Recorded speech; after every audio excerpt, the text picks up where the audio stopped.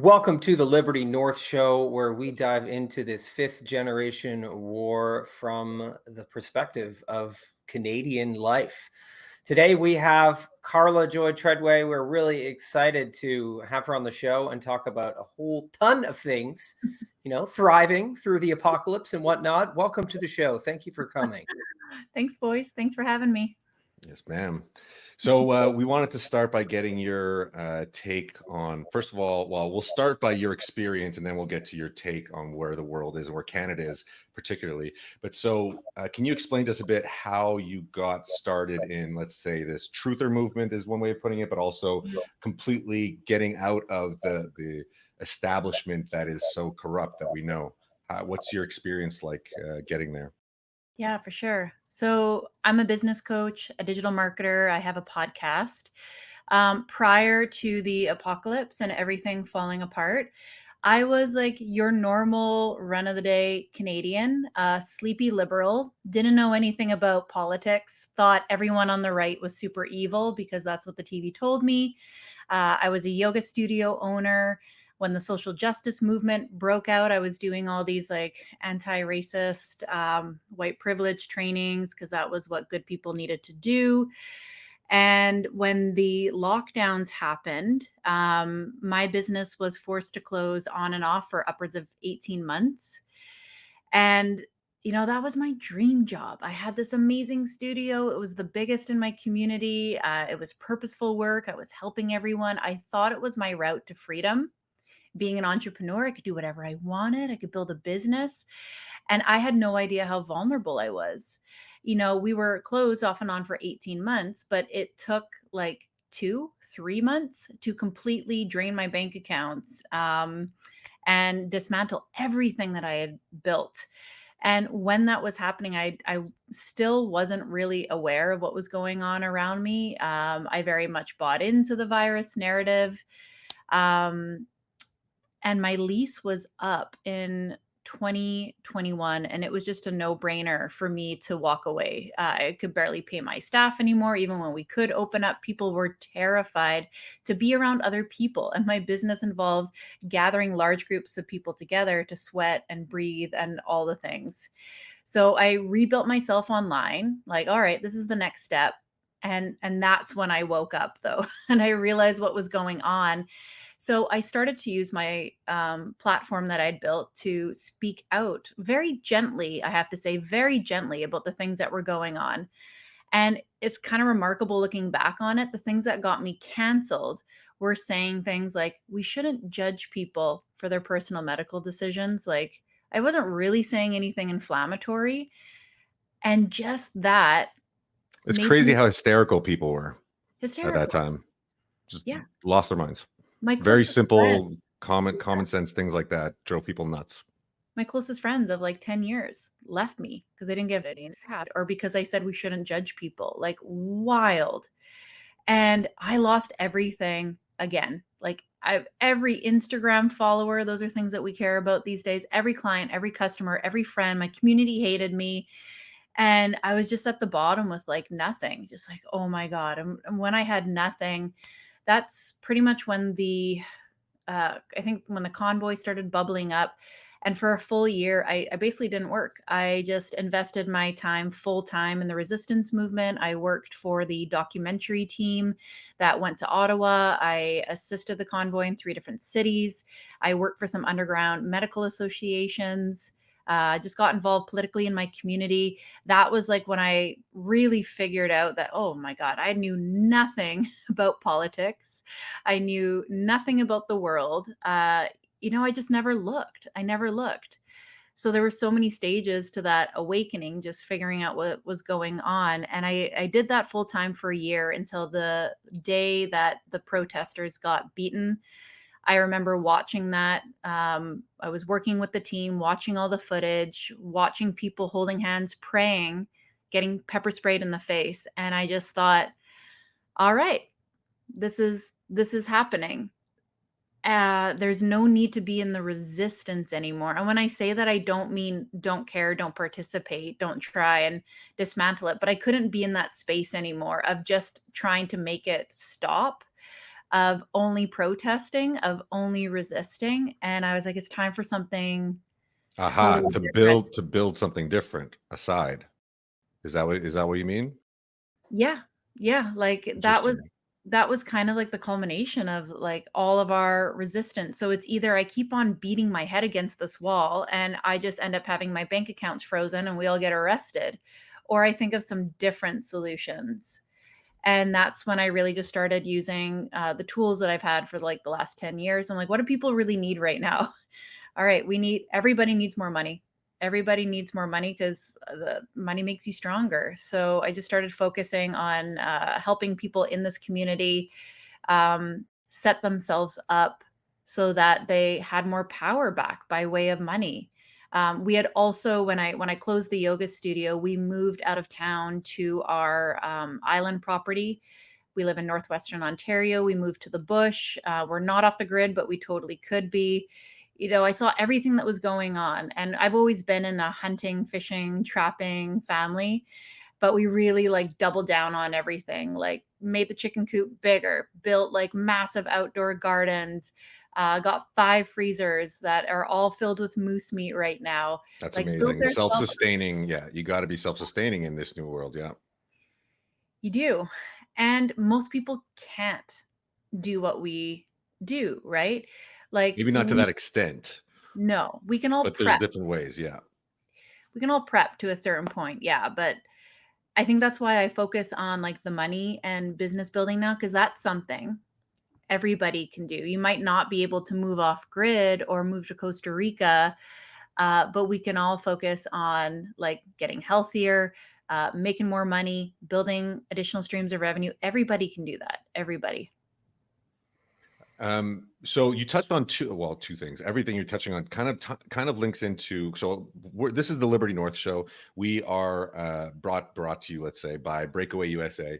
Breakaway USA. The idea behind it is to break away from the establishment and to kind of go down the path of the parallel economy, parallel society, and understanding that these corrupt institutions that are rotten at their core, once they come crumbling down, we need something to be able to sustain ourselves apart from that. And we do want to kind of say like, hey, this is a corrupt, you're using all of this whole system that is our taxpayer dollars and whatnot, and you're corrupting the youth. You're sending money to foreign countries for wars that we want nothing to do with.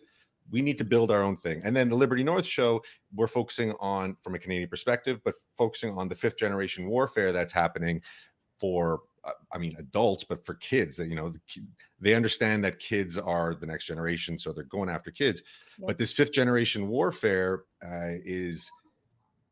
it's happening around, whether we know it or not. Like, we're all at war. So this idea that you said, from going from the convoy where you're resisting to essentially becoming an active player in building something else, we have to realize that we're all in some sense at war. And soldiers, Simon, you've said this before, the line between citizen and soldier is been blurred, because the war, we're never going to have warfare, I think, in the West. I can't say never, but we're not going to have warfare in the same way that we used to. Now it's these subversive tactics. So what you're doing to help build people up, and the economics and then the health side of it, those two together, that's, you can become a real powerhouse if you have those two under control. Yeah. I have a question. What translated for you? So from the business that you were running, prior to lockdowns, running the yoga studio and all of that, like what skills, or, what did you pull from that life into building, this coaching business? Like what life skills, what things did you translate from one to the other? Yeah, it's all become relevant. I've started businesses before, so I had a long history of building businesses, of marketing, of retail. Everything that I did at the studio involved self-awareness, self-mastery, mindset, which are extremely relevant things always, but especially now. Because here's the thing with like making money or having a business: I can teach you all the strategy in the world. If you don't have self-discipline, if you don't trust yourself, if you don't have confidence, if you think the world is screwed, there's no amount of strategy that I can teach you. You will be screwed.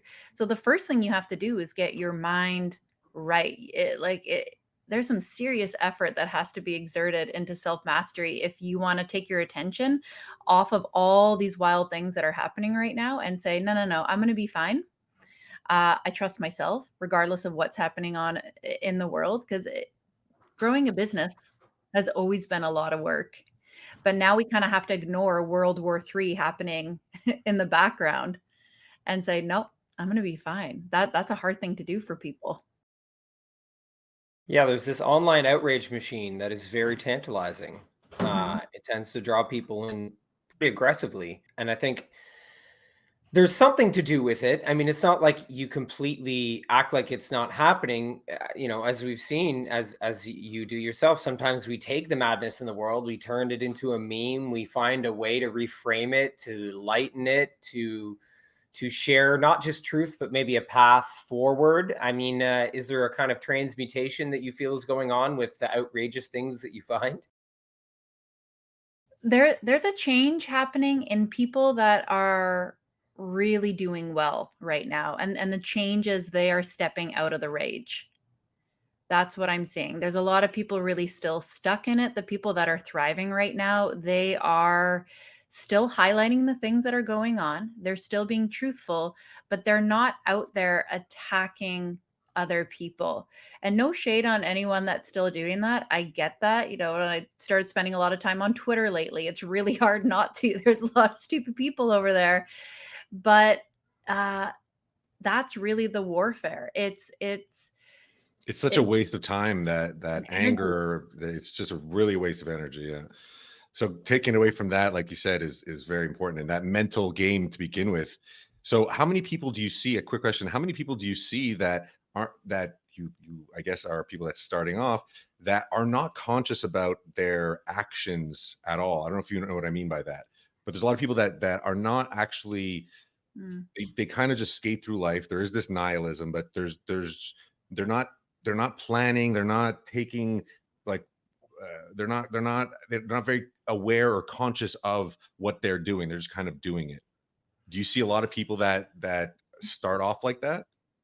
I think most people. Right, right. But I mean Yeah. personally, in what you're doing, do you have that firsthand experience? I know, I think most people do that. Most people are NPCs, so that's a different story. But people that are trying to, or trying to better themselves, what's your experience with them, and taking them from that to somebody who's making conscious effort to doing something? The people in my circles are pretty aware, and I think it's because I'm so brazen with my marketing. I lay it all out on the table. There's a lot of tough love out there, especially when I'm talking to the freedom community.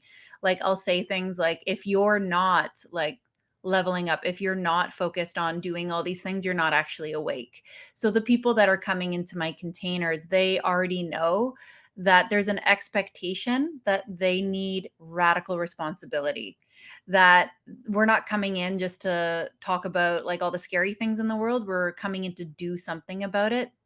And that's like the benefit of being really honest and authentic in your marketing, is you're going to attract the right type of person.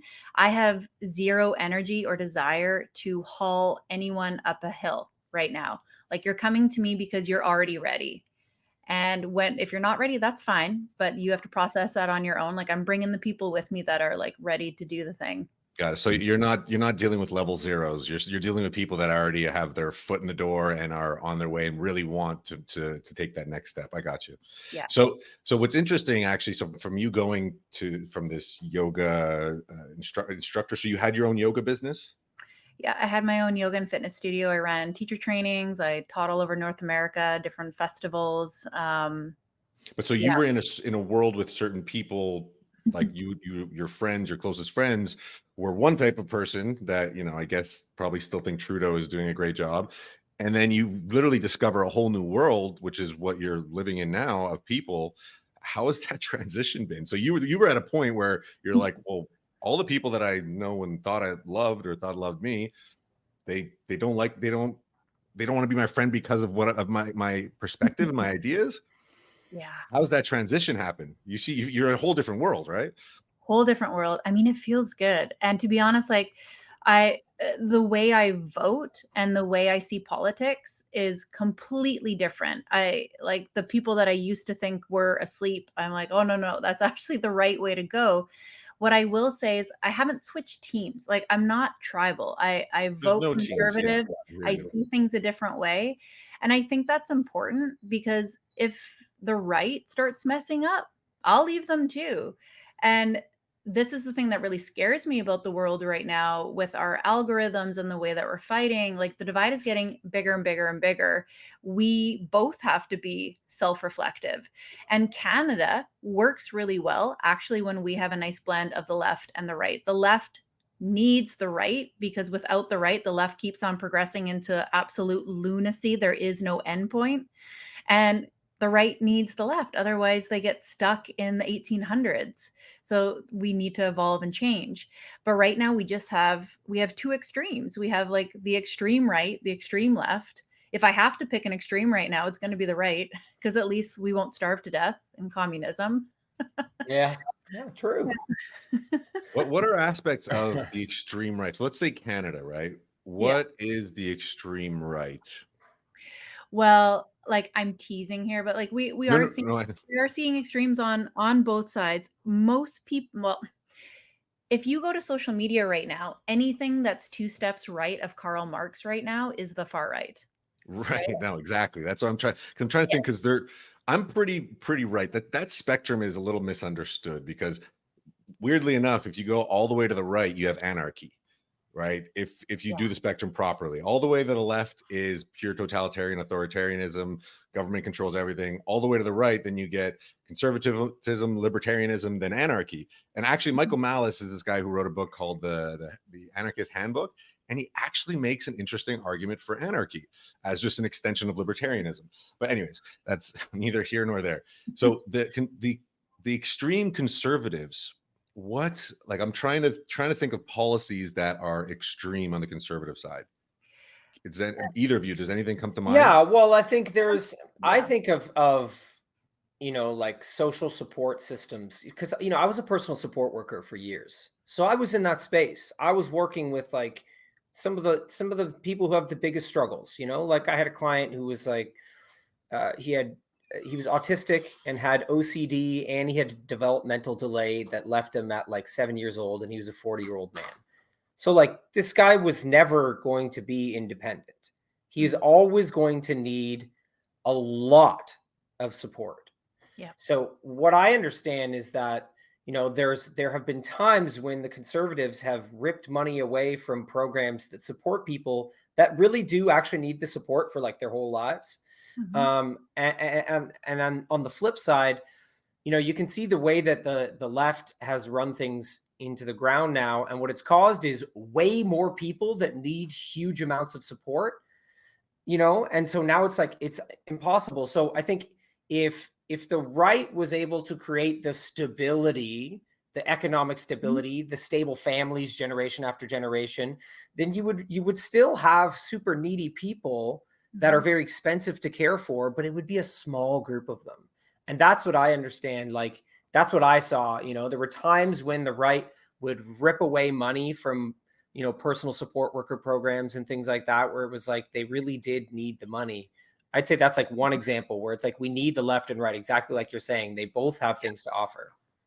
Well, and then is that a policy to not have social support programs under conservatism? Like, I don't think it is. And like, there's not enough knowledge of like the policies themselves. Like, for example, the NDP right now is pushing for free pharmacare.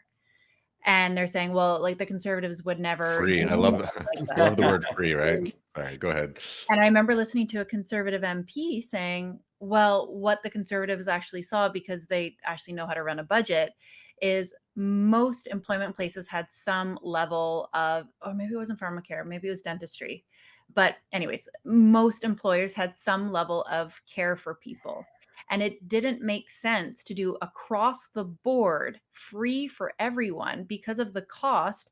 And what they found, if you did it across the board, it would actually end up being way subpar care for absolutely everyone, because the individual businesses would of course drop their programs, which were superior to what the government could provide.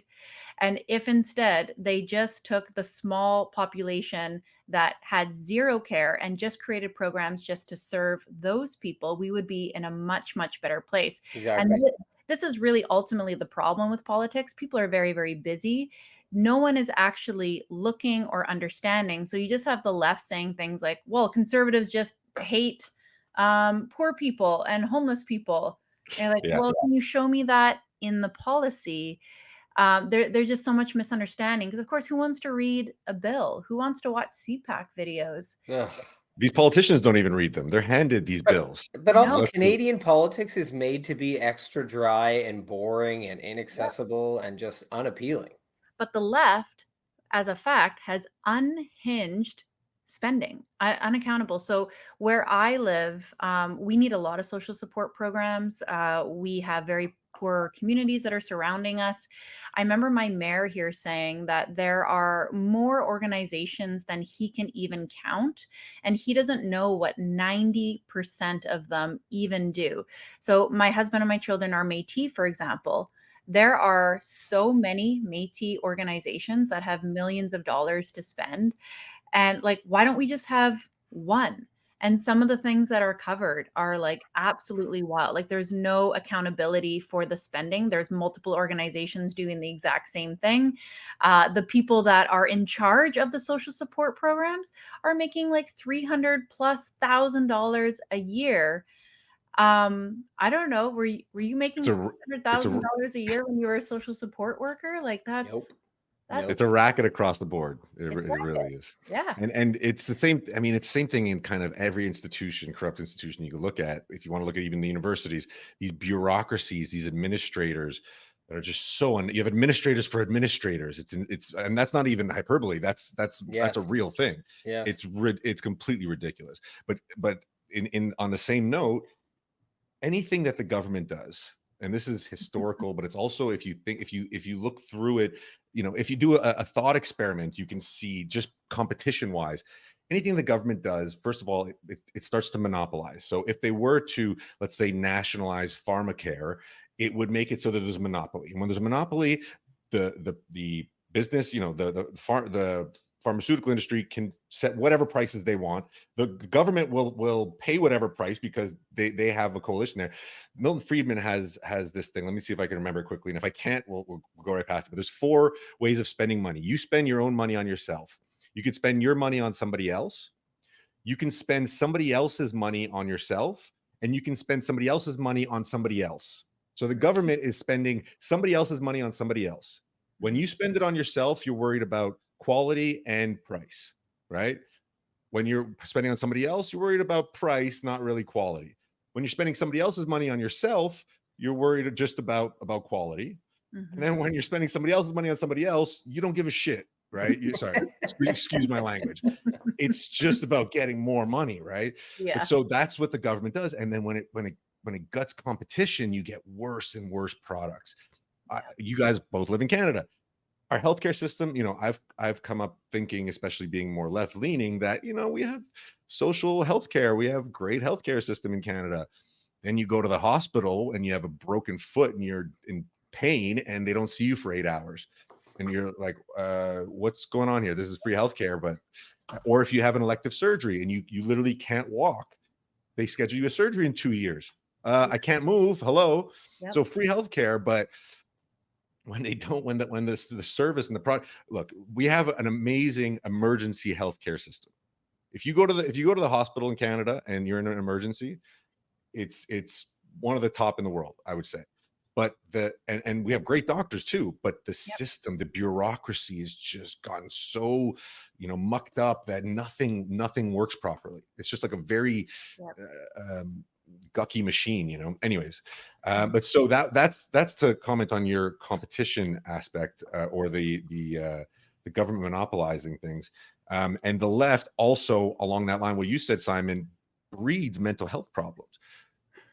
Yep. Is that fair to say? Like, yeah. What they're doing right now is creating mental health issues 100%, producing more mentally ill people. There's ways the very ideology almost does it, right? No, it does. It does. So, for example, in the schools, right? So, in the schools, you have this neo-Marxist brainwashing going on in the schools. That really is what it is. And so, one of the ways they do this, they use the theories of a man named Paulo Freire. He's a Brazilian neo-Marxist, and he believed that children in the schools under his theology needed to go through a kind of death and rebirth, and they needed to be reborn to see the world through the eyes of the most oppressed. But one of the core teachings in Freire's theories, and this is truly what's running the public schooling systems, I've looked it up myself, it's rampant, is that you need to teach children to see themselves as the oppressed and the oppressor.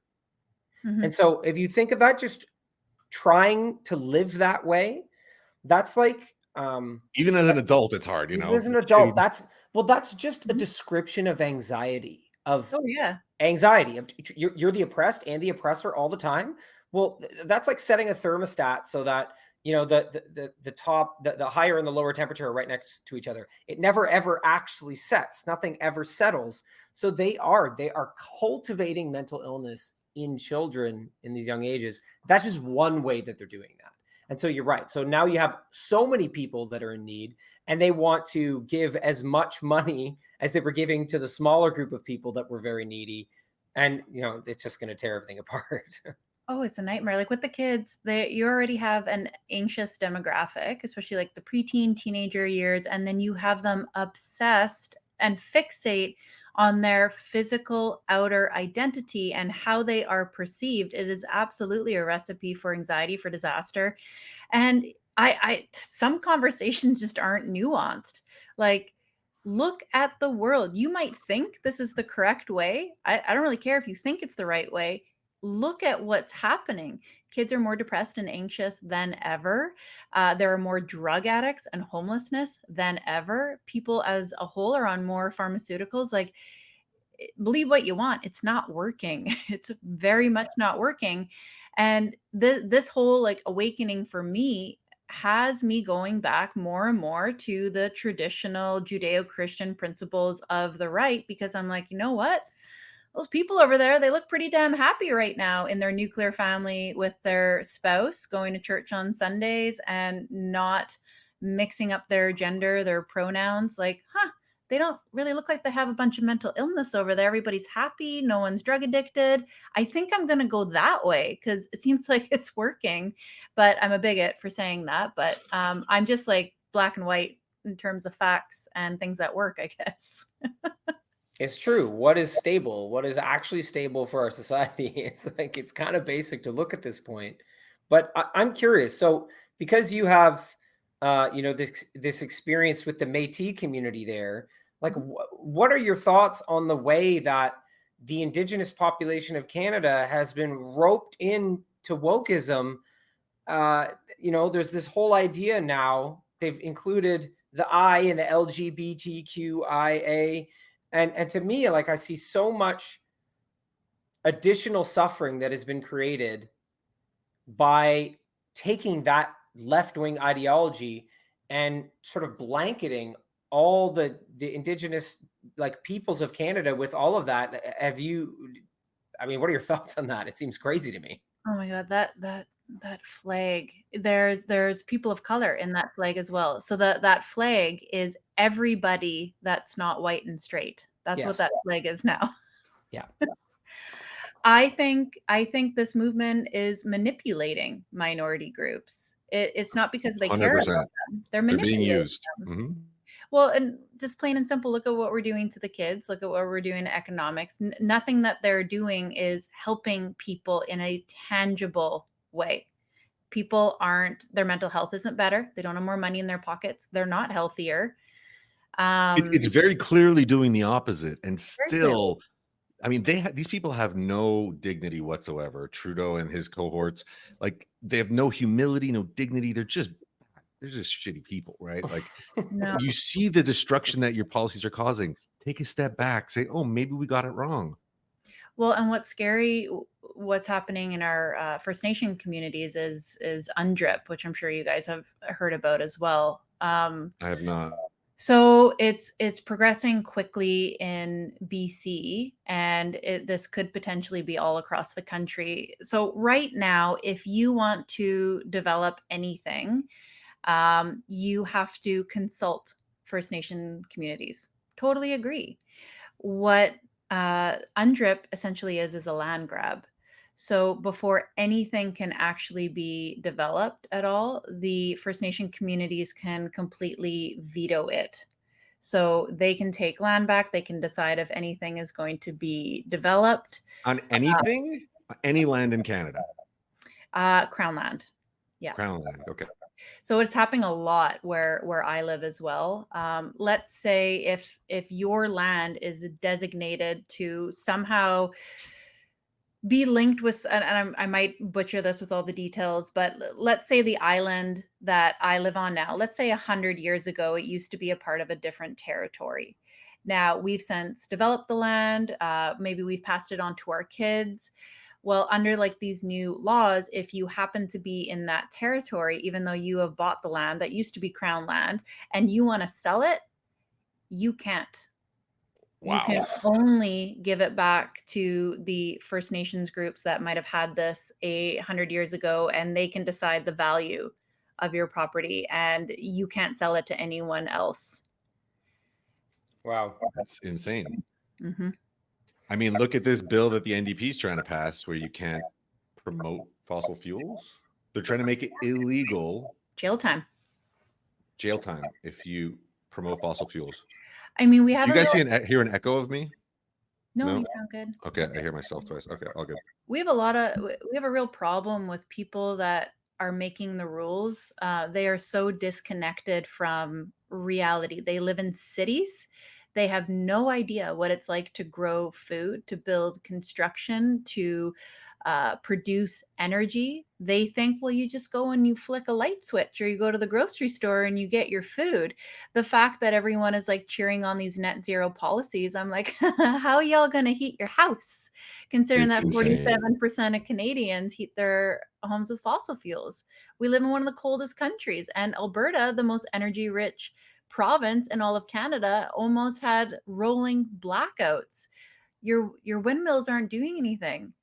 So we have a lot of people making rules that have no business making rules. They don't understand basic economics. They've never built anything. They're takers, not makers. Yeah. Anyways. But we really need to get to the heart of this, right? Because these aren't just failing left-wing policies, right? Yeah. These aren't just failing left-wing. They're not accidentally destructive. So this is where we have purposeful destruction of the nation going on right now. So this is where we get to kind of the I mean, one of the most horrible aspects of this, to an extent, is that we are up against people who are willfully destructive, who have very, very bad intentions for Canada. And so then it leaves the realm of politics to an extent. The left's progressivism is being used as a tool, but I see this enemy as apolitical. So who do you see then, if it's not really the left per se, because there's an apolitical enemy at work that is trying to foster something totally different? What is the end goal in your view of what they're trying to do? It sounds so tinfoily, but I can't see it any other way than they're it's destroying the West, but also we're destroying ourselves. The globalists are nihilistic. They are trying to destroy people. It's like Jordan Peterson said, what do you do when there's too many mice in your house? If the globalists, if they go to Davos and all they talk about is there's too many people, what do you do when there's too many mice in your house? You get rid of the mice. Yeah. And the thing is that they're wrong. They're completely wrong. Like the planet can support at least double the population. And in terms of food, we have this perception that we need to be using GMOs and fertilizers and whatnot. There's a way to make the farming, the agriculture industry more sustainable and less toxic. There's a way of doing it, but that's a whole different story. But it's these people really believe these things, though. Like, there's a handful of people that are, let's say, using it as a tool, but the most dangerous part is that they're ideologues, and they really believe that we're destroying the planet. And if they really believe that, then they'll stop at nothing to save the planet, you know. And That's these right. Yep. and that's a scary thing. Just to bring up a funny meme that came to mind, or not even a meme, it's a video of some guy being interviewed at a university, and he's basically, what he says, like word for word, he's like, "We need to end farming. It is the it is the biggest polluter, biggest emitter of fossil fuels." Like, end farming? Like, what?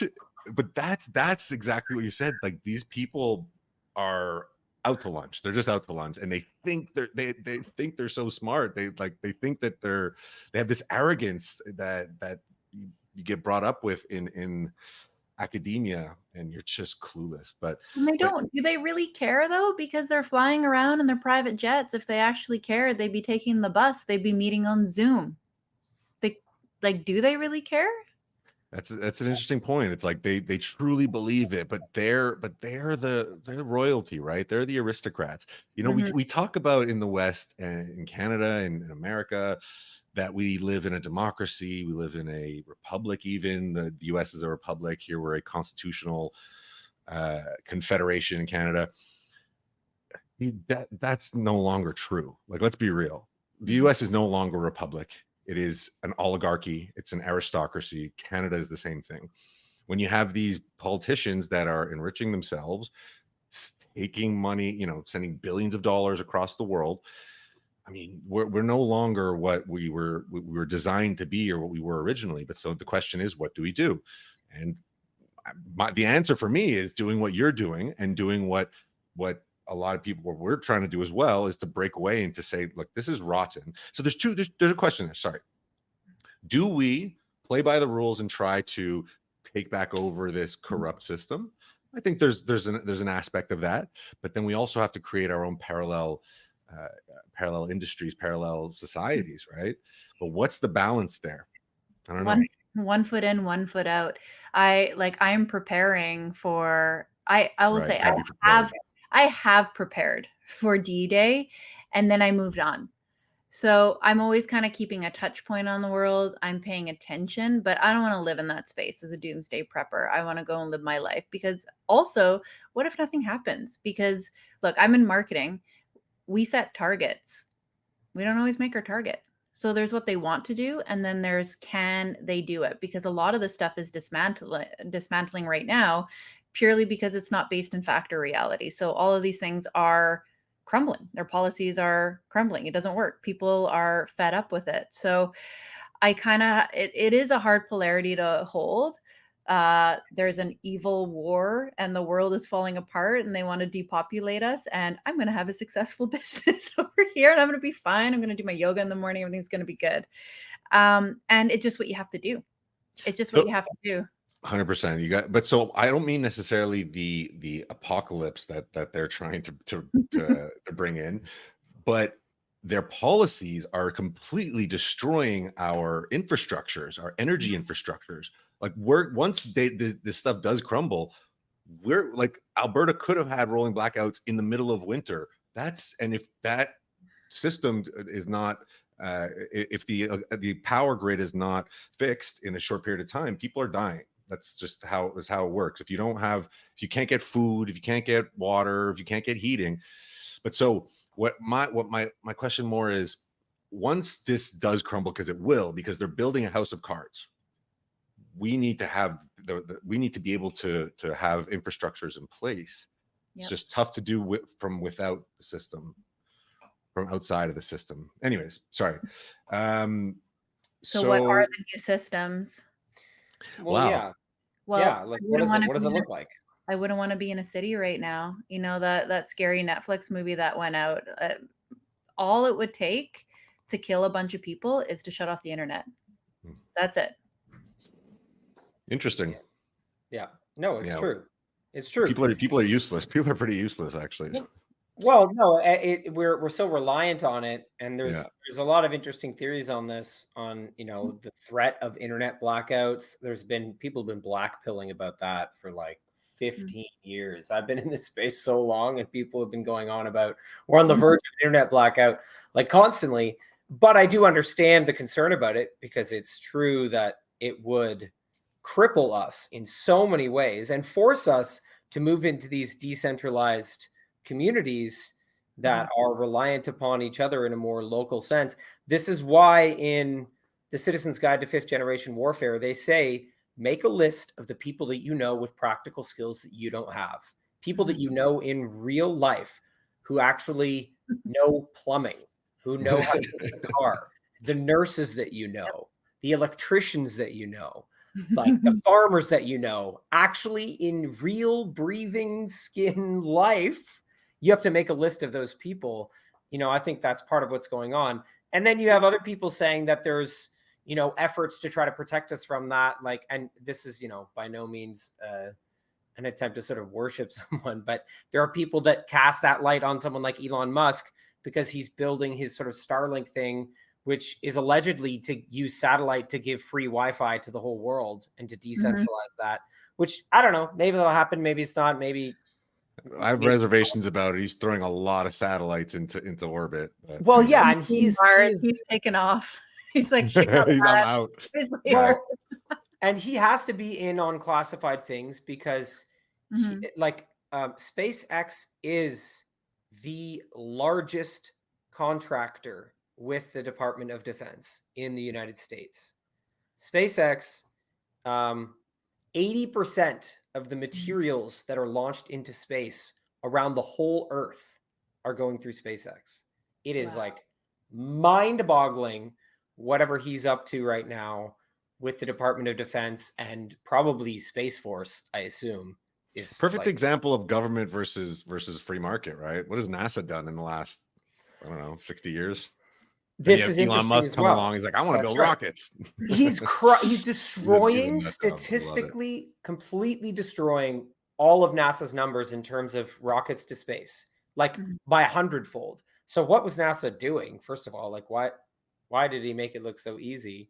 But also now you have campaigns going out. Space Force has been putting out these campaigns on Twitter and stuff saying we are definitely not NASA. Like, please don't mix us up with NASA at all. So I don't know. There's also stuff going on in the background. I mean, I think this is an interesting topic as well, because everyone believes that there's this, the war going on in the background involves people in positions of sort of global power, engineering the destruction of nations to try to centralize power on this global level, right? Is there also like white hats in the background? Do we also have good guys fighting them in the background in covert operations? I mean, I'm curious to know what both you guys think. Is the background stuff all shadowy assholes? Or is there like actual also, covert operations to our benefit fighting to protect some of this? Oh, I think so. I think there are very rich, powerful people that are awake that don't want this happening. I don't think everyone is in cahoots. I think there's a small group of evil people that have some insane ideas, and because of smart marketing, they've captured a larger group of people. I'm just thinking about like my community, for example. In the summer, there are all kinds of very wealthy people that come down here. I used to know them even just from having the yoga studio, doing privates for people. And there are a few people that I can think of that like own the entire province of Saskatchewan because of their agriculture. And they got a lot of money and a lot of influence. They're not on social media talking about the globalists and yelling, but I remember this one lady that is a multi-billionaire tapping me on the shoulder and saying, I'm on your email list. Keep going. I'm like, okay, good. Okay, good. You know what's going on. You have power and influence. I like this. In the same way that I saw that at like the Tucker Carlson event, that room was filled with some very wealthy, powerful people. And I just remember looking around and saying, good, good. That's what we need. Let's touch on that. Can you walk us through your experience with the Tucker Carlson event? Yeah, Yes. that was so fun. I can't believe that happened. So in my spare time, I'm a shit poster on the internet. and I like to make fun of all the communists and the things that are happening in Canada. I wasn't even really on Twitter, and I had a reel that I made called I Am Canadian. That's just really poking fun at all the horrendous things that are happening in Canada. It has like the silly upbeat music. And I guess it was circulating around Twitter like crazy. And it didn't have my name on it. No one knew who I was. It was being shared like 6 or 7 million times. And I was like, oh, that's funny. I'm like Twitter famous. No one knows who I am. Probably a bad business decision not having my name on it. But Sad God had shared it, and Dr. Drew and a couple big accounts. And then Tucker saw it, thought it was hilarious. And then I get a DM one day from his team saying, Tucker wants to meet with you. So I met with the team first, chatted with them, really fun, easygoing people. And they're like, yeah, Tucker just wants to know if he could fly you out to the event. He'll give you VIP tickets and then wants to make a piece of content with you. I thought I was being punked. I like looked at their account to see, I'm like, this isn't real. They're going to ask me for money. And there's like these photos of these really fun ladies, like with Trump and with Tony Robbins and all these people. So that's what I ended up doing. Got to meet him, hang out with him for a little bit, made the piece of content. I was having a good laugh about this the other day because I was like, huh, am I one of the last people he talked to before Putin? I guarantee you. I mean, in relative terms, I'm sure you were. That video is hilarious, by the way. So that is that only the second time you've made an I'm a Canadian video, or you've done it a number of times? That was the first one that I'd ever made. Yeah. And I The think, one that he saw, and then you did it again with him. You did a version with him, right? yeah, I did a version with him. The version with him wasn't as good though. I feel like I could have done it better. That's a lot of pressure. Yeah, you're on the spot. You're there. I think you nailed it. Just make a viral meme with Tucker Carlson. Go. Yeah. But so in terms of meme warfare, you're very good at it. But so that's that backwards kind of, instead of just saying Canada, Trudeau's corrupt, we have political prisoners. If you put a little humor to it, it really resonates a lot more with people because it gets them to think instead of you shouting at them. And I feel like the right doesn't do that. I think we're getting better at it. The right. So again, teams right, left. I don't give a. Just I agree with. label it. Yeah. Yeah, but I mean, so for pragmatic purposes, we kind of have to. But people that align, whatever, people that align with people that are reasonable people. All right. Yes. We need to get better at that, the meme warfare, because it's so effective. It's so Well, I think we're good at the meme warfare. We need to get better at our branding on the right. The right. right Memes, yes, you're right. Right is the left can't meme. The left Right. cannot meme. I have not seen anything funny come out of the left. The right has no problem with the memeing, but the right needs better branding. Because But hold on, but sorry, just to Yeah. interrupt quickly. That is a very new thing, right? Think about conservatism 5 years ago. yeah. I think the meme thing, we've kind of like it's become the conservative thing. But anyway, sorry, go ahead. Well, Apologize. maybe because like anyone that's an actual liberal believes in freedom of speech, wants everybody to be able to do their own thing. They're on the right now. You're right. Yeah. The only one that's still like clinging to the left, you're communist now. Sorry. Yeah. People hate that, but that's who you are now. You're right. It's kind of blended, and we've, I guess conservatives are no longer like, very uptight. No. Anyways, But so you're good doing what you're see. talking about though, right? Because you're taking branding and meme dropping, you're bringing them together, and that's part of the work that you're doing with people, correct? Yeah, 100%. I teach like authentic personal branding, marketing, sales strategy. I mean, saying what you mean right now, it's a really powerful marketing tool. Like Yeah, that's right. I was a coach way before all of this stuff happened. But the way I presented myself before 2020, I followed all the rules. Like, this is how a professional coach should show up. And these are the things you're allowed to talk about. And your Instagram needs to look picture perfect. I have the sloppiest Instagram now. I am not a perfectionist. I say whatever I want. Well, with filters, like there's some boundaries there, but I say what I mean. And I talk about politics. I'll talk about all the inflammatory things and all the things that I was always told not to do. It's been the best business decision ever. And how do actual meme drops fit into your strategy? Like literally, because you have to look for the memes. You're doing Yeah. it. So you're hunting memes and then you're building them into your brand strategy. Yeah, 100%. I mean, one of my brand pillars is authenticity. So just humor is a big part of who I am. The memes just started off as an outlet for my frustration. You should see the old ones that I made. Like they are mean, but they're really, really funny too. And it just started off as an outlet and it made me happy to make everybody else happy. It made everyone less scared. When I was making fun of things, they're like, okay, we can make fun of these things. They're not that scary. And then it sort of started morphing into the brand strategy, just like layering it in. So when you're making content, for example, as a strategy, you want to have shareable content so that you can grow brand awareness. That's like the I'm Canadian video. That's like the memes. That's like a controversial quote. I don't want to always be doing that though, because there are some massive accounts on Instagram that just do that and they're making $0. So I don't just want to do that. I also want to show people my other brand pillars. I want to offer my solutions. I want to show the things I can do for people. And yeah, you'll see a lot of huge accounts on Instagram that, they're just playing around. Literally just a meme page. Yeah. Yeah. Huge meme pages. Huge. Yeah, like 5 million followers, and it's just memes. It's banging out memes. Which maybe they make money with some kind of affiliate marketing or something. Who knows? Every now and then there's like a sex toy ad or something on those big pages. It would be. Yeah. If you have just a meme page, it has to be just sex toys. So I want to actually. So it seemed like I let me take a step back here.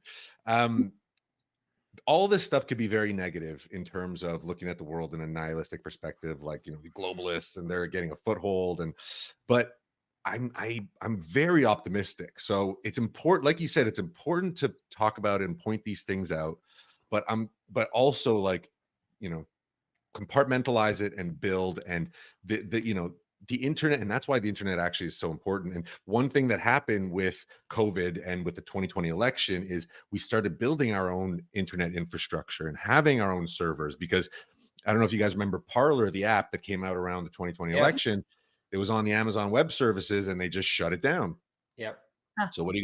You got to go get your own servers.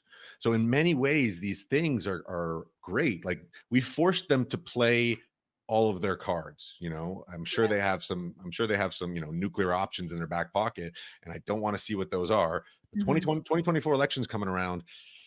These people think Trump is an existential threat. They will do anything to keep him out of office. So I'm worried about what they're going to do, because there's no way they're just going to roll over and take it, right? But anyways, point being that I'm very optimistic at the direction we're going, and we're having more conversations than ever. And this actually ties into COVID almost being one of the best things that, it's horrible in hindsight. And I don't know about you, what you think about viruses. You mentioned that quickly, but we can have a whole nother discussion about that maybe another time. But it really woke people up, and it made people realize if you're not politically active, if you're not politically involved and aware, these politicians will just, rob you blind. And we've lost this sense of being a responsible sovereign citizen. The America is built on that. Canada maybe a little less so, because we come from a monarchical background, but the US is built on every citizen has a responsibility to fight for keeping liberty alive and fight for rooting out corruption. We've lost that. But I think that something like COVID, where really just it hit us, in the kneecaps, in some ways it's a good thing. It is. Well, that's the real split. It's not left or right. We're being split into people that are willing to accept technocratic slavery and they want to become dependent victims, or those of us that are deciding to be personally responsible. Like freedom is a lot of freaking work. It's a lot of work. It is the hardest thing you'll ever do. And that's why most people don't want to choose that. That's pretty crazy, actually, to think like that. There's people that are comfortable in a cage. So there's two aspects of it. There's there's maintaining freedom and preserving it, but then there's also when you are free. That's actually so. Thomas Sowell talks a little bit about this when emancipation happened after the Civil War. A lot of slaves were just set free, and they're like, well, what do I do now? Mhm.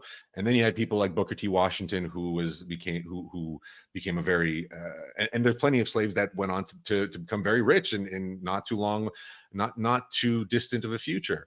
But when you're at that point where you're like, oh, this is what freedom is, what do I do now? There is a rough patch there, and if you don't have people to guide you, it could be a bit a vacuum, like you're in a bit of a vacuum, you don't know what to do. Yeah, Yeah, and I most think part of that is like the social engineering that's inside people, right? It's like you've said, there's a mindset aspect to this. If you have a slave's mindset, which is really the mindset that they've tried to condition into a lot of the population, mhm. it's the work also, it seems, of undoing that program that's been installed in you, and it's really painful to let go of for a lot of people. Yeah. It's and the way that like you or I live, most people wouldn't want that. Like we are you should most of my day involves wood. 30% of my day, every day, wood, chopping wood, stacking wood, building fires. Do you We work out on the side, or is that your Yeah, workout? I do. You do work out on the side of that My too? my husband's probably listening. He's like, "Actually, I do most of the way." You're involved. You're involved. Yeah. But it's Okay. a lot of work. Like Sure. hunting, processing animals, you're homeschooling your kids. That is so much work. We're both entrepreneurs. That's a ton of work. We have our hands on our money carefully. So learning about that and putting it into different pockets, that is all so much work. Where what does most of the population want? Give me Serb. I'll just stay home and play video games. Give me Serb and I will be happy. Like that is so sad. Like we're meant to work hard. And I'm obviously not talking about the people that genuinely need help and support. I care about those people more than anything. And the problem is, everybody is getting themselves into a place where they will need that kind of support because they are depressed and drug addicted and in need of aid. And then there's no money left for the people that actually really truly need those supports because we've spent it on because everybody's going to be like that. Yeah. I mean, that's communism in a nutshell. You're all equal, Everybody becomes dependent, and there's nothing to depend on. equally And suffer. Mhm. they almost like liberalism is almost antithetical to actual production. They don't produce anything. There's not. I mean, liberalism, leftism, like Yeah, classical leftism liberalism is as also a yeah, different story. yeah, yeah, The yeah. leftism, particularly, which is essentially, just a basic offshoot of communism. They're communists without realizing they're communists. Well, Um, and this is an interesting thing because I'm sure you've experienced this, Carly, with friends, because I had this too. The majority of my friends turned their backs on me once they saw what I was up to. It turns out that, I was with a very left-wing crew that were not down with what I was deciding to do.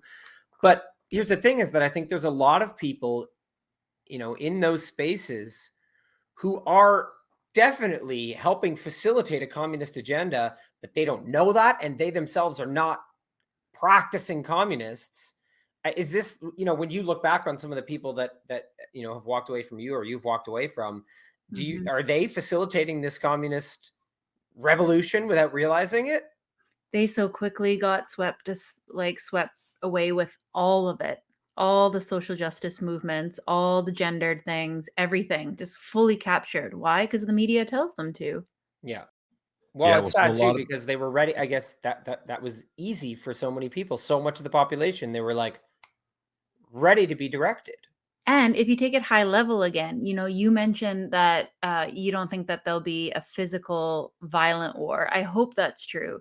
But if the goal really is to destroy people, look how easy it was. We got people to inject themselves with things that most of them knew they shouldn't, and they did it anyways. There are some people that were on board, but lots of people did it even though they know they didn't want it. You're getting people to willingly mutilate themselves, sterilize themselves. You're getting people to willingly use government assisted suicide. look how easy it was to get people to destroy and kill themselves. You don't need to shoot them. They'll just do it themselves. And historically, you're right. It's so much easier than we can even imagine, right? A lot of these events in history, the Holocaust, the Mao's China, and 50 to 100 million people being killed, the gulags in the Soviet Union.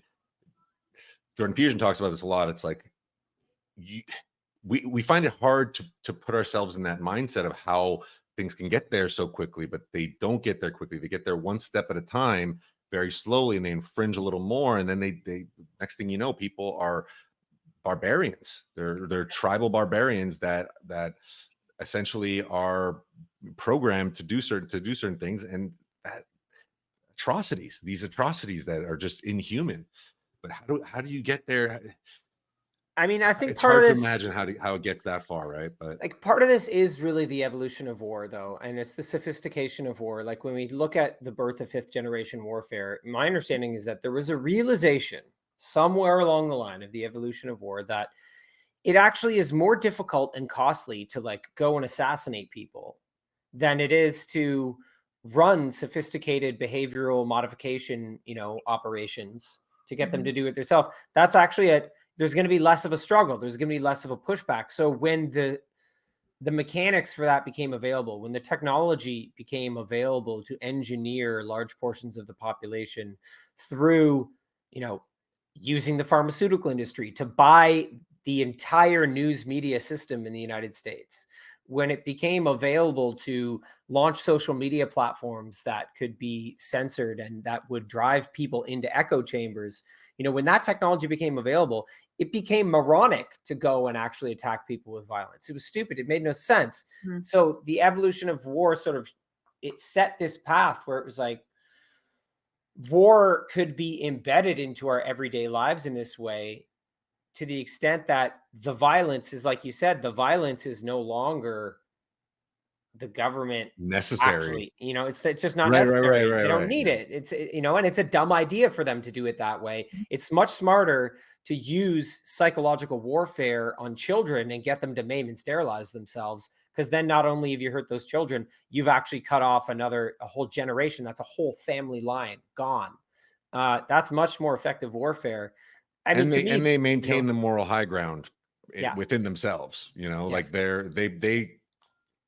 they're still virtuous because they're not actually physically out there killing anybody or getting people to, but yeah. what they're doing is so much worse. The nuclear weapons also is another aspect of getting rid of traditional warfare. But all they had to do was weaponize people's sense of belonging. That's all they had to do. They just had to weaponize social shaming. We were very close to the gulags. If you look back at during COVID, in the heat of it, when everybody was locked down, the prime minister was saying, how long will we tolerate these people? They Yep. were building detention centers. People were ratting out their neighbors. I was watching court cases where one parent didn't want to vaccinate the kid and the kid was being taken away from them. I thought they were going to take my kids away from me. I thought they were going to lock me up. I knew that my best friends of 10 years would have gladly made that phone call. We were at the gulag point. We Thinking were they were right doing there. the right thing.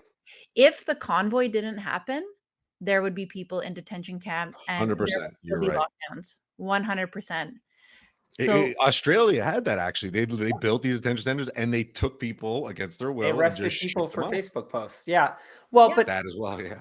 but But they as we did this said earlier, contact right? tracing, right? They did this weird contact Yeah. tracing and then would show Yeah. up at your house, take you to these. I don't know if you've seen these videos. They're in these detention centers and they're have you seen these videos?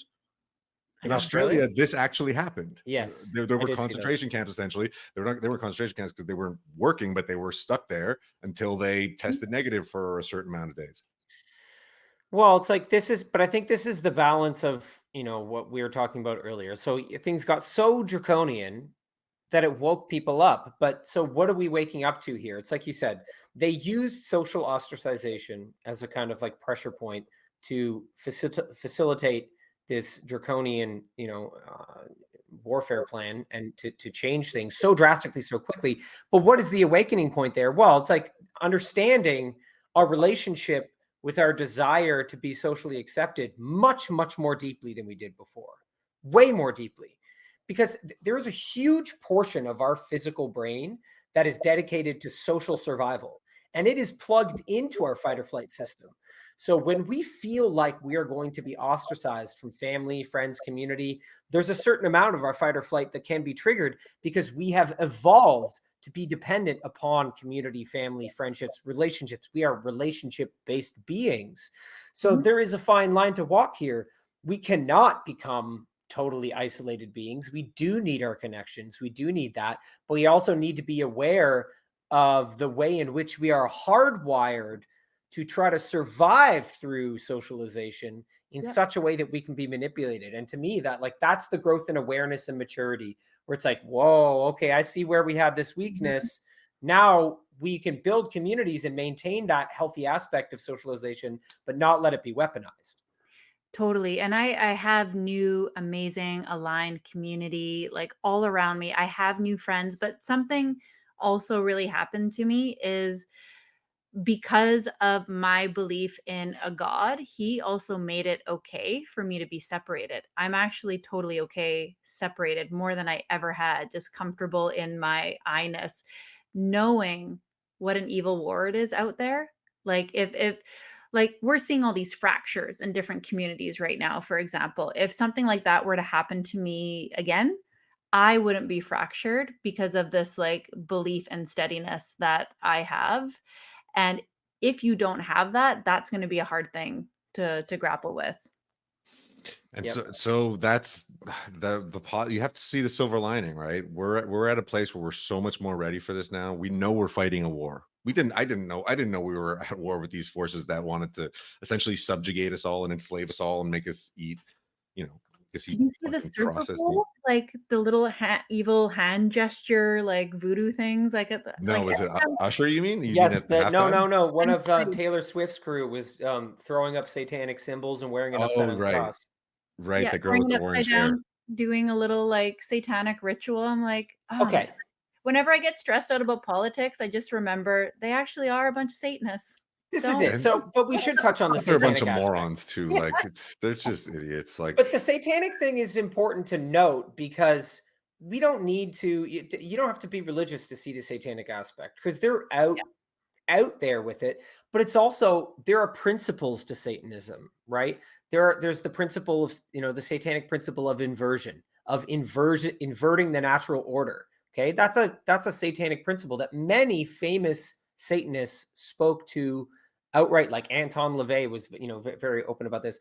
Mhm. So regardless of where someone is at, you can see the satanic principles at play in our society, inverting children's gender, right? Mhm. That's a satanic practice. Doesn't mean that everyone who's doing it is overtly satanic, but the point is that our society is being engineered because it's being engineered away from Judeo-Christian principles. You do have to ask, well, then what are the principles it's being engineered towards?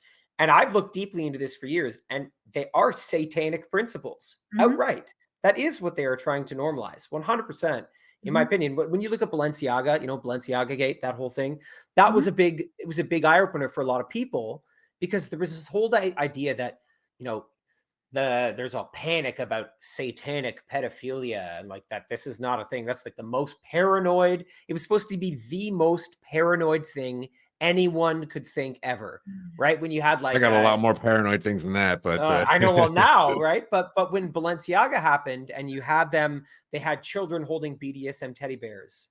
And Yeah. then people looked into Balenciaga and they also found that they had a campaign where they changed the spelling of Balenciaga to Baal, Baal, and Baal is the Canaanite god of child sacrifice related to deeply satanic practices from Yeah. thousands of years, right? This is in their marketing. So This they have isn't Satanism fashion and to me. pedophilia. This is real. This is Yeah. very, very real to me because they're not just doing it because it's fashionable. They're doing evil things. Yeah.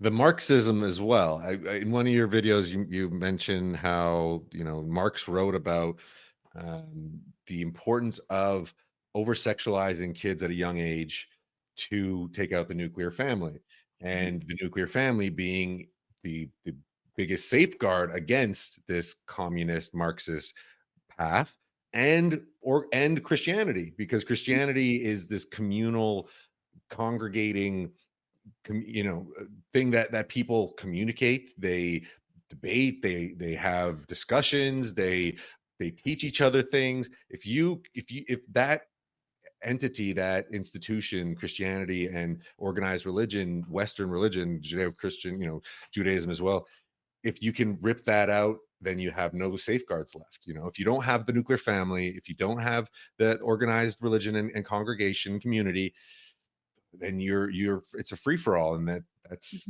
these are planned, organized things written about. These are not, and we look around and see it, but people look at it and say, oh, this is just the natural order of things. But there's even common sense will tell you that a 5-year-old kid does not need to be talking about gay sex, right? Like, even sex in general, but talking about giving oral sex to, like what is going, what, something's off here. But somehow There's zero morals of any kind. Anything goes. Anything goes. You're Which right. fits with them eliminating the age of consent as well. Like, and just like you said, the craziest conspiracy possible. You're like, they're actually doing it. Like, what's the craziest conspiracy? It's like they're all a bunch of pedophiles. Well, they kind of are. Like, it actually is satanic pedophiles. Like, yes, it's the two. Yes. Here's the thing. This is part of the research I'm doing for my new film. So, because part of my new film is like my personal story of going through this research, of going into these rabbit holes to see what the heck is going on. Because what I found in my research is that is the one thing they don't ever want accepted, is the idea that we up against satanic pedophilia. Like, those two things together, there has been so much marketing and propaganda put into stopping the idea that that is what is going on. And I tested it. So I went into a conversation with this AI, because the AI, to me, because it's built upon the propaganda, right? Like, it's been fed the propaganda. So that's the AI's mind. Its norms are built upon all the propaganda from the past, all the time of the internet. Most of them stop at like 2021, but basically it's, all the propaganda from all these years of the internet existing. So I went into a conversation with the AI about satanic pedophilia, and it started off by saying that doesn't exist at all anywhere. It's just a conspiracy theory. So then I had to keep going with the conversation and say, okay, well, so what about these actual court cases where practicing Satanists were jailed for using satanic rituals to abuse children? And it would have to admit, okay, yes, this is a case that existed and that did happen, but there's no large networks of it, and there's no elites or politicians involved. And then I'd be like, okay, well, so what about this example? Okay, well, that's an isolated.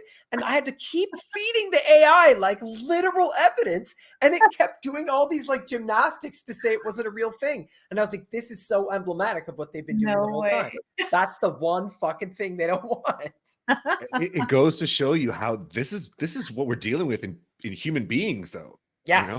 Like that's every one of these things has an automatic response. When you're talking to some leftists, has an automatic response, just like the AI. Yes. You should have asked AI if it was Satan. Are you Satan? No. That would have turned him into a tailspin. Jeez. Oh, what? Just shuts down. Just implodes. And so another I swear I'm not. Another aspect of that goes along with this is, when you just think about it for a second, when you have this porn addicted society, kids addicted to porn, there's a natural phenomenon of us getting bored of something and moving on to the next thing. And this is almost a natural progression, like an inevitable conclusion to it. Once you get to, all the weird shit in porn, all the weird stuff in porn. Sorry, I swore what do you get to? Everything. I just don't. Sorry, mama. Once you get to the end of it, it's like, this kind of makes sense for these people that are so deranged and that are just bored with their lives, that are billionaires, that have had every thrill and every adrenaline rush. At some point, it's like, I want it's just kind of makes sense that from like a psychological perspective. I'm no Freud or Jung, but it just seems like that's an inevitable That's conclusion. interesting. I was listening to Sean Newman, and he had a pastor on, and the pastor was saying Jesus was a carpenter. That's a pretty simple job, just hammering, building all day long, again and again and again and again. And the highest state of holiness is to have a mind like a little child. Well, what do little kids like to do? You go and you take them to the park and you put them on the swing. Push me, push me. Man, they can stay on that thing forever. They never get bored. They'll just, if they're sitting on a plane, they'll just like happily kick the back of the seat of the person in front. And they can just do that for hours and hours and hours. That's actually like our natural state of being, is just to be able to be happy in the present moment. And it's interesting that you mentioned it, because it's hard in the digital space to not get distracted. You get caught in scroll holes and all the things. But I started labeling distraction as evil because it snaps me out of it, and trying to incorporate more moments of nothing and simplicity, because you're right. I think that is something that is That's really incredible. That's starting an to incredible rise. point. It's very it's like almost a revelation, actually, you explaining that. That's You know, very interesting. there's a book called The War of Art. Love that one. It's so good. And he gets into this where it's about knowing resistance, and that your enemy is resistance, and resistance will manifest Mhm. in so many different ways. And if you don't know resistance intimately, and if you don't have your rituals and your ways of confronting resistance every day, then your art will not get made, your creation will not get made. Because and he gets into a religious perspective. He talks about it, about resistance being symbolized by the devil, and this struggle, and this Mhm. idea that divinity is to overcome the resistance that is sort of in you and in the world around you. It's very, very How much does like that. discipline come into play there? You With need to, resistance, with distraction, like, is discipline seen as holy? yeah, 100%.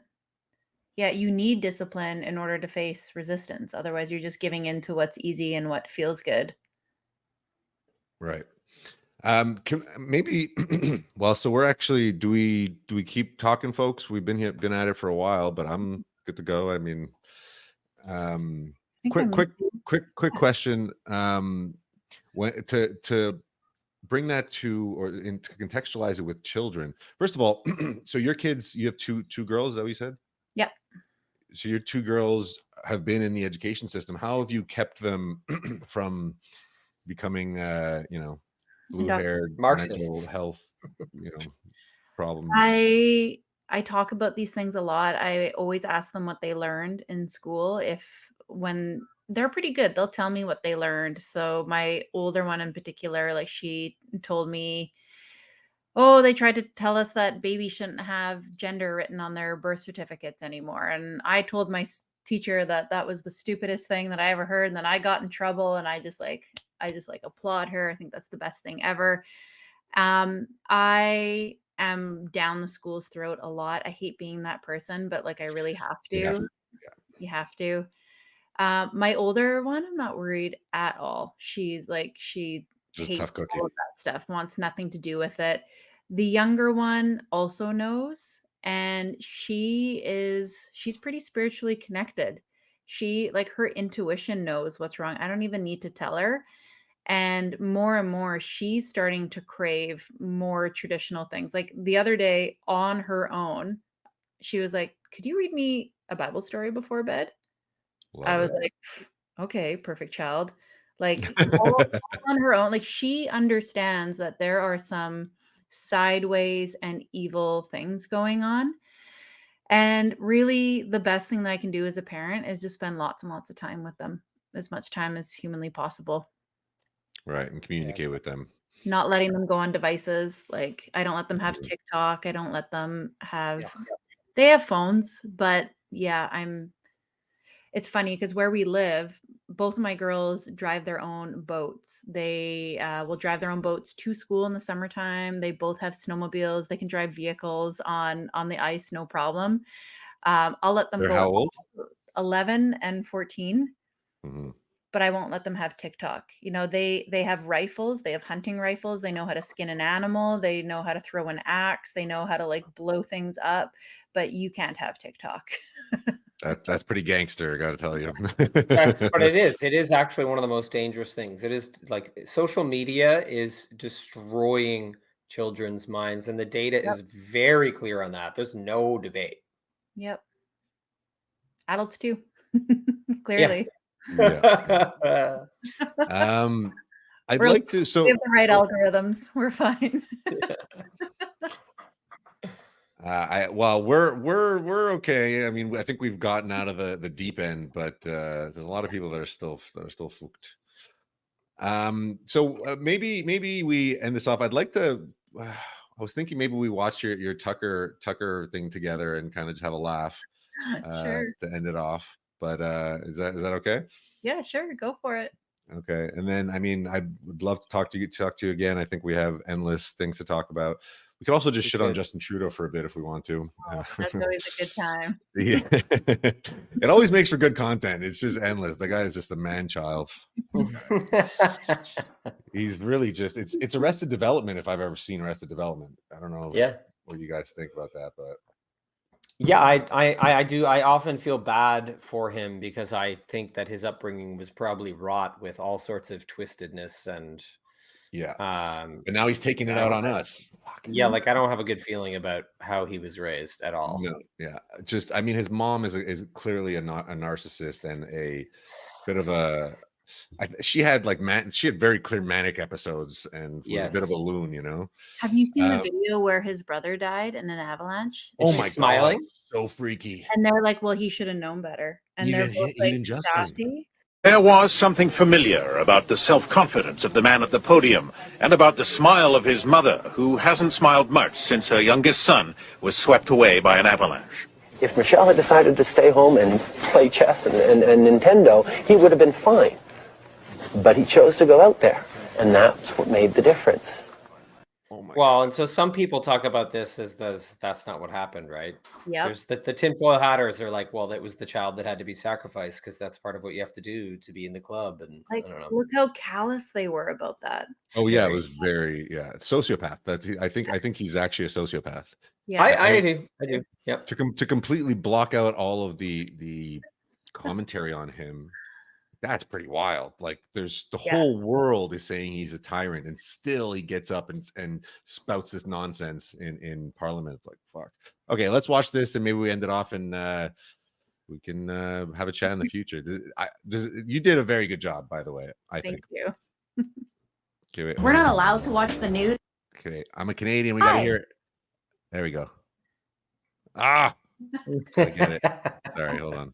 Hi, I'm Canadian. We're not allowed to watch the news here, so I had to bring in an actual reporter so I could find out what's going on in the world. Hey, I'm Canadian. I don't actually have access to any kind of supplementations or vitamins, but I can easily get crack cocaine or methamphetamine, no problem. Okay, so maybe let's just touch on those two. So the news. So actually, I just checked this out. You can't see any news channels on Instagram, right? You can't go to CNN, Fox, or anything, but you can see CBC. You can go to CBC. You can go to the CBC. Yeah. Like why? They're not news, I guess. Like why? Like how is that possible under their laws? Is it CBC Sport? There's some sort of loophole. Yet, my friend, she couldn't share her dead grandfather's obituary because Facebook labeled it as news. But yes, you can still sneak their little page in there. Yeah, and anytime I try to share a news article in my stories, they block it. Yep. It's absurd. So anybody who is not Canadian that's hearing this, we can our government has blocked the new. Well, so there's some weird argumentation there that Instagram and Google have to pay news organization. It's to promote Canadian content, but we can't see news in Canada. No. It's absurd. It's get a VPN. We should get a VPN sponsorship and push that because that's just a great reason to have a VPN. The VPN business in Canada is soaring. I'm sure it is actually. I'm gonna look that up. So second one here. So they're making crack and drugs very accessible. I tripped over my own words in this video. I said supplementations. I was so nervous. Yeah, no. So we can get supplements in Canada now, but we will have a very hard time doing it if the bill passes. I can't remember the bill number. I'll speak to this really quickly. So what they've done is they've put all natural health products under what was known as Vanessa's Law. So Vanessa's Law was a law created in Canada that was to protect people from the dangers of pharmaceuticals. Vanessa was a teenager who dropped dead from a pharmaceutical she never should have been prescribed. It was already killing people. So when she died, her dad was already an active politician. He fought to get Vanessa's Law implemented in Canada to protect Canadians from the dangers of pharmaceuticals. I actually know all this because I grew up with Vanessa. She was a high school friend of mine. Wow. So what they did was they had this existing Vanessa's Law. They put all natural health products under Vanessa's Law as if they're as dangerous as all the pharmaceuticals. And now that's pharmaceuticals. Yes. And so this And then what did you say? Did you say force you to take pharmaceuticals? No, they kept the pharmaceuticals. Oh yeah, right. And force you to take them.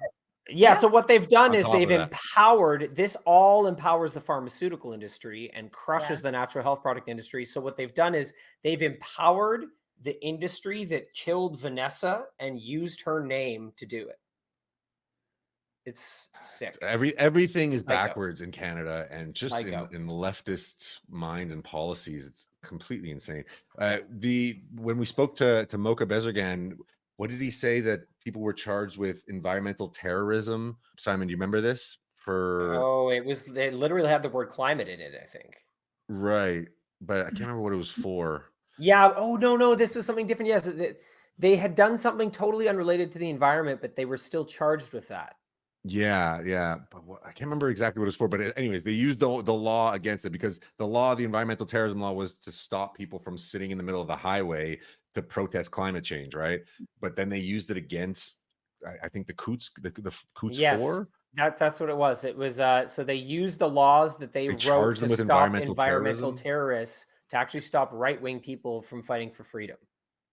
It's fucking insane. Anyways.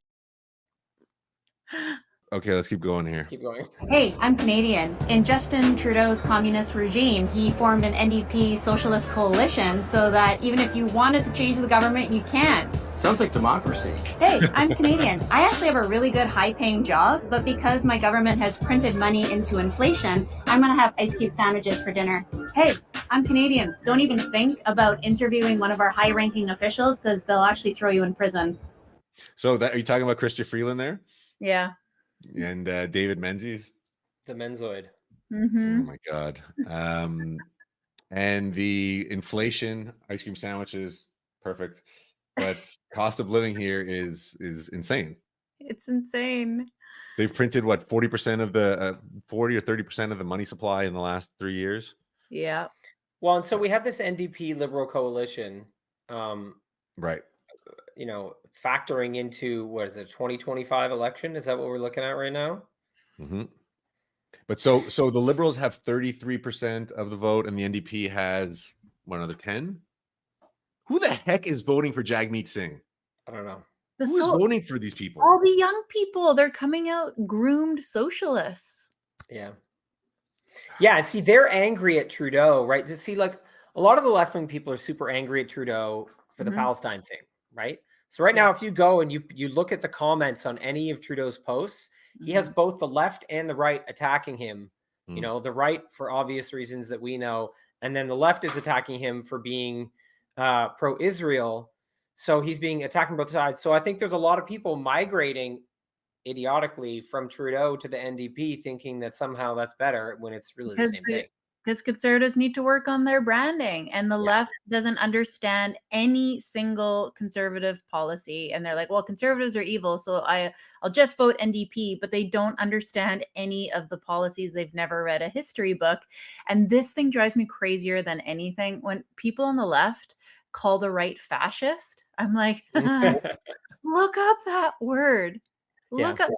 The right wants small government, more freedom, free speech. Fascism is totalitarian control, government linking arms with all of our institutions, top-down control, the government getting bigger. I'm like, that's the left, you losers. I know. Well, the left facilitated the Occupy Wall Street movement and is now pro every corporation, pro big pharma. I don't understand. Well, so they think that Nazi Germany was far right. People say this, that that the Nazis were far right. That Yes. they think that, but they think it's far right because it's nationalism. When did nationalism become something on the right? Politically speaking, nationalism is anyway. The nationalism is a Well, complicated history. Sorry, go ahead. and you want to talk about Nazis? Who invited Nazis into the House of Yeah, Commons and went on TV and said, "How long will we tolerate these people?" it's That the right didn't do that. But that's exactly it. Is that National Socialism? The Nazis were the National Socialist Party, right? That's Nazis were left. Nazis were far left. So was Mussolini's fascism, and that's what I was talking about before. When you go to the right, you get zero government. You get anarchy, right? Yeah. So this they like to throw things in the far right camp, but it's like, what are you talking about, far right? Even if they call white supremacists, which is a huge problem in the States. Apparently, there's white supremacists everywhere. Meanwhile, the only sighting of them is like clearly FBI plants that are all dressed like they're wearing the same clothes as January 6th. Anyways, But that's what's funny. People don't know that they don't know, and it's only when you ask a question that they short circuit. Like Yeah. take Trump for example. Trump's not a great person by any means, but like as a president, actually did some pretty good things. So when a lot of Canadians have Trump derangement syndrome, Yeah. and they'll talk about how much they hate him, and I'm like, well, why do you hate him? Well, he's racist. Okay, well, what did he do that was racist? And watch them spin on nothing.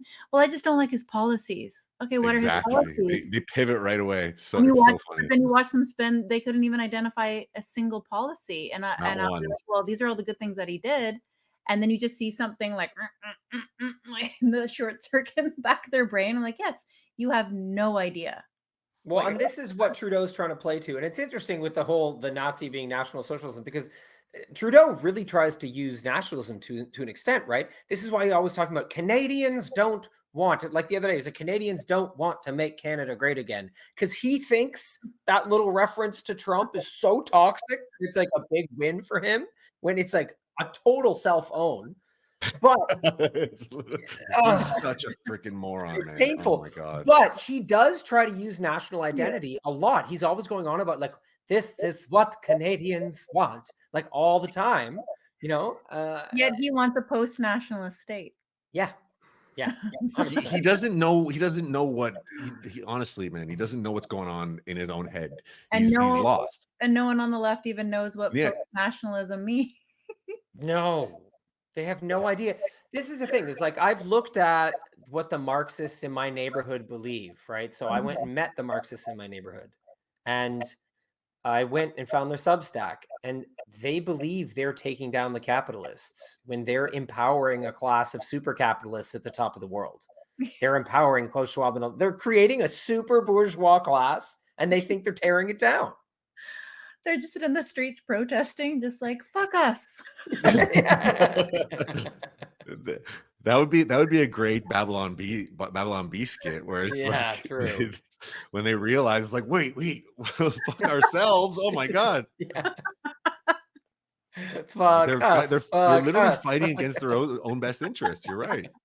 It is. They don't get it. But it's painful to see. It's painful to see. Oh, man, you just got to laugh at it, I guess. What are you going to do? All right, you got a couple more in here, right? Let's check this out.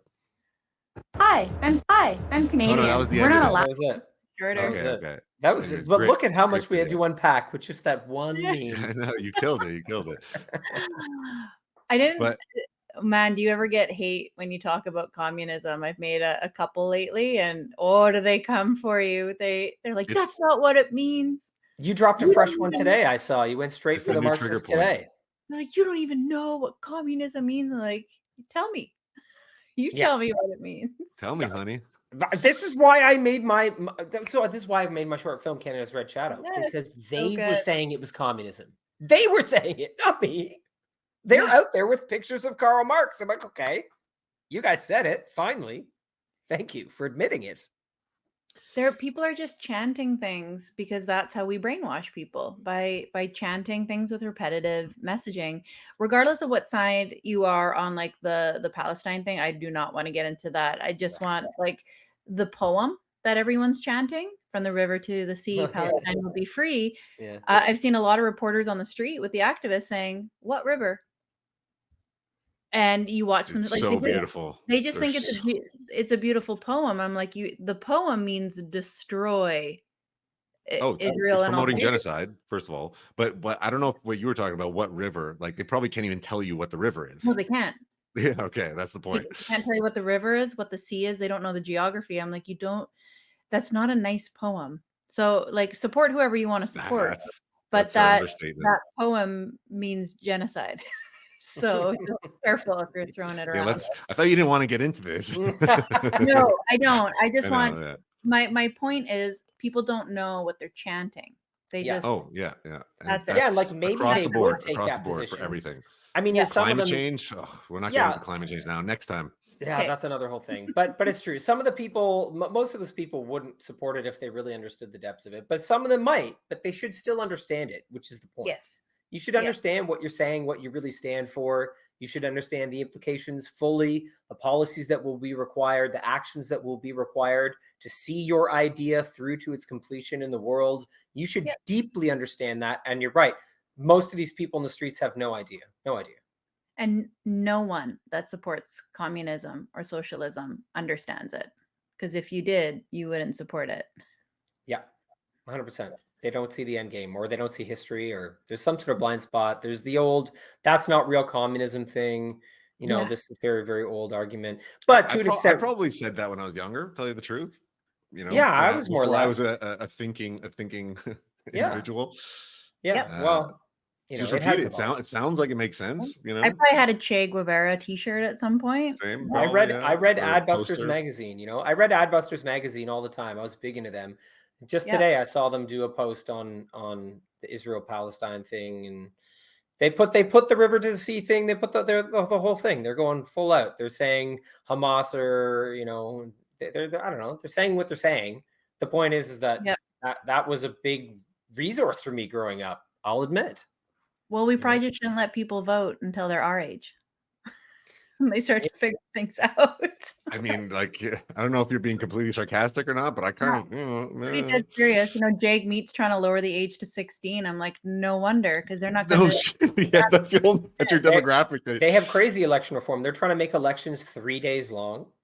They're trying to do mail-in balloting now. I mean, they've got schemes going. Oh, of course. Here we go. Okay, so let's end this off on a positive note. You're doing amazing things. Thank you. Keep up the memeing, because we need you out there.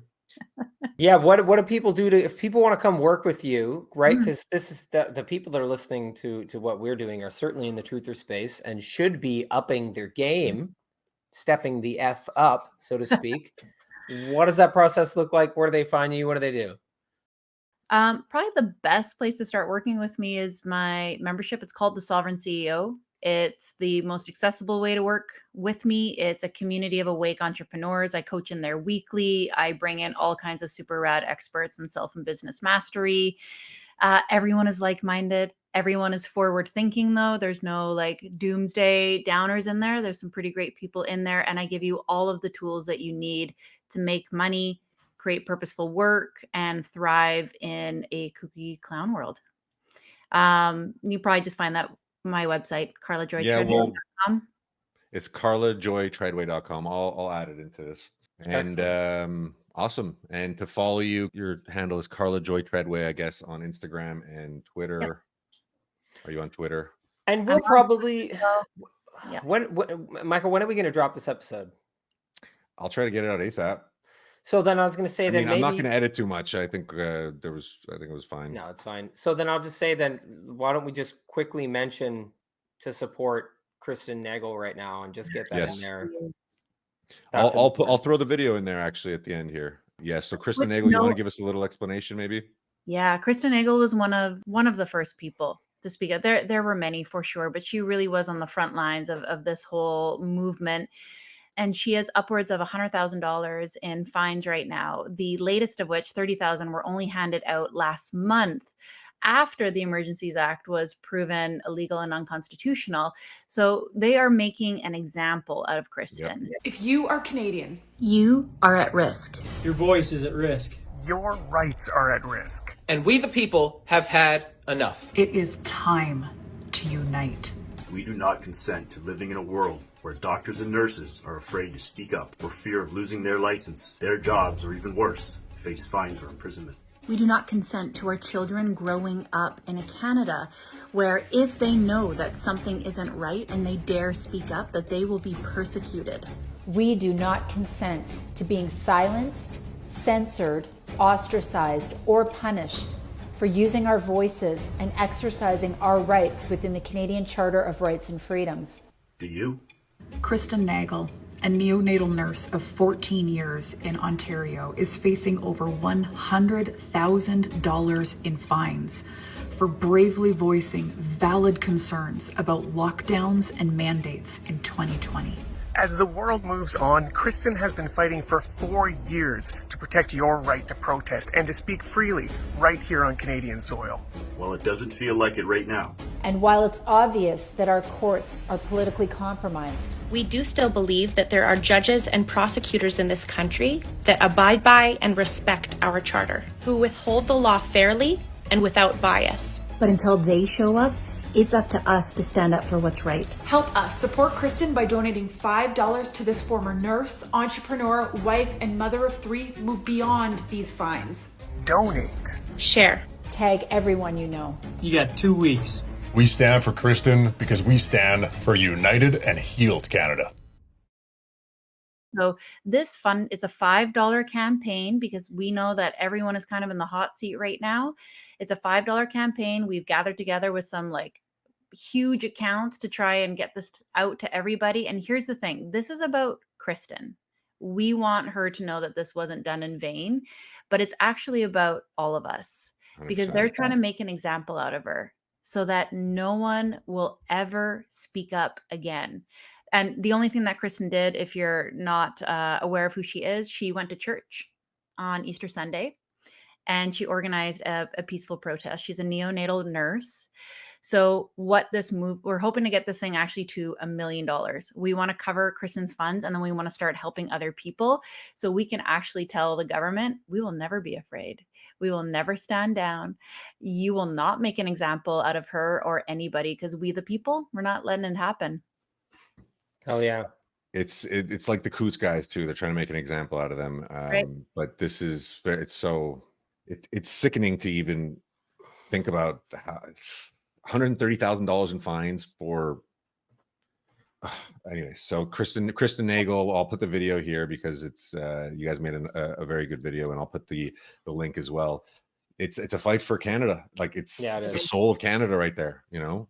100%. And I'll mention neonatal nurse. Sorry, go ahead. Well, I'll also mention, people to look up Berta Proud Dad as well. That's another person who's being slammed. He got fired. He's basically he was a machine worker working for a construction company, and they just found his podcast and fired him for having a conservative, free-minded podcast. Just straight up fired him. So now he's trying to support his family and he's trying to take them to court to set some precedent in the legal system to stop this from happening. That's another person. Check out Berta Proud Dad. We're going to get him on the podcast, and we have Kristen's going to come on the podcast too. Amazing. Yeah, I'm hoping we just blow this fundraiser out of the water, and then we can just start helping more and more people. Yeah, we'll do what we can. We'll try to get it because Americans are very aware of this too, and Canada's kind of the signal for the states. You know, this we're the test subject, and the states can get there very quickly. So yeah. Karla, thank you so much for coming on. Appreciate you. You're awesome. Let's have another chat at some point. Yeah, we'd love to have you back. I'd love to. Thank you for having me. Cool. Take care, folks, if you've been this far. Under the Trudeau regime. The New World Order agenda. Canadian insight. Without free thought, there's no free will. We can't even say that this is Democrats or Republicans. That is not a left-wing, right-wing issue. It's a World Economic Forum. Communist warfare. Canada's reputation. Fifth generation warfare. The line between citizen and soldier is gone.